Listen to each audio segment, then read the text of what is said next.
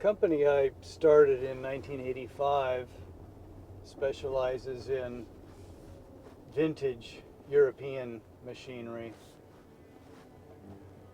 We both restore and offer them in a showroom sales environment.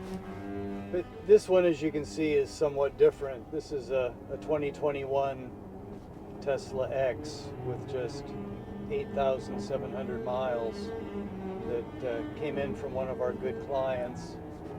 And their family situation is such that it made sense for them to part with the car, sadly. But it will be the benefit to its next owner.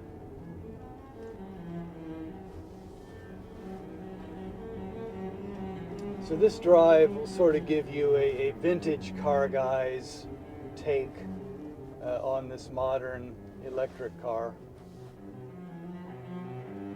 I started handing tools to my dad as he serviced the family sedan back in about 1962, so I can definitely give an old car guy's take on this. I've had everything from Abarths to Zagatos and pretty much everything in between. And the car with the technology that this car boasts is really something different from what I'm used to. I had the cruise control on this morning and in the fast lane, and I came upon some slower traffic, and before I was going to slow down or back off, the car did it automatically, just tucked in behind the car in front of me with a very nice cushion between us. So that was something I was unexpected for me. According to my younger team members who have researched this car, I think it's got well over 500 horsepower, which in my world is pretty remarkable.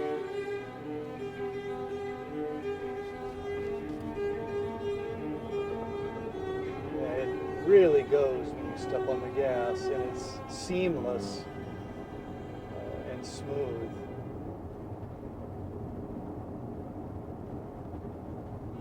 I haven't figured out all the graphics or anything like that, but it's intuitive enough that someone who has not read the manuals and studied can figure it out.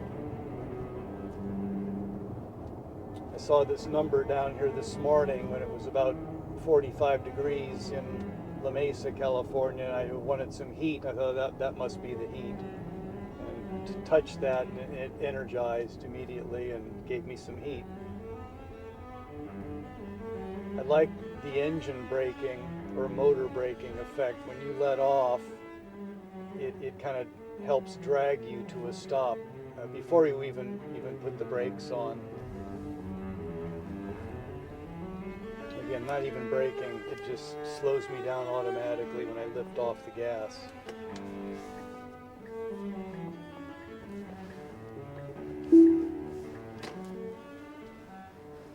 I'm not in anything like full self-driving mode.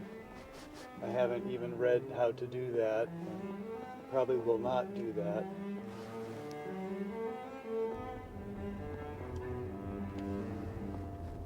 When I was going down the road in my neighborhood this morning, and the trash cans were out for the municipal pickup, and they showed up on the monitor in front of me, showing me all the parked cars on the screen. It's showing the cars coming the opposite direction, showing the cars coming in from the right,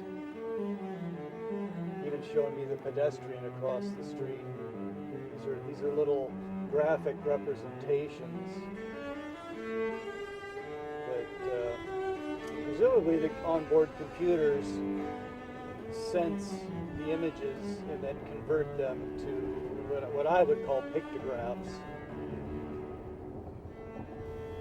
Another interesting feature, when I have the remote in my pocket, and just walk up to the car in the morning. The lights come on and the door opens up automatically for me, the driver's door, that is. And I imagine there's a setting to override that if you didn't want that to happen. It's just this beautiful wood trim. It's a lighter wood, very tasteful, I think, going with what I would call the oatmeal leather. In our modern daily lives, we're so busy and we have so many distractions. For a daily driver, it's kind of nice to just get in a car like this, and the car does so much for you. And we all enjoy our vintage cars and you know, hands-on and being active with the car, and that's part of the joy of the vintage cars. But in our daily driver, you know, we get in traffic, and maybe you've got kids you're dropping off, and the kids are all vying for your attention. There's pedestrians about to bolt across the street. Sometimes dogs get off leashes. Your focus can be much greater with a car like this. Not to say that we should just check out, but again, our modern life is pretty busy, and it's nice to have some electronic aids that a modern vehicle like this affords. So this old guy is a fan of technology, and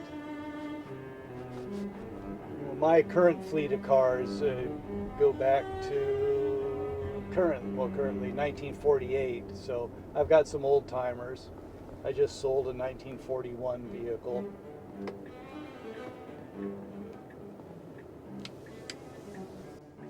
So again, old car guys take on modern technology for this drive. It's all good. It's all fun.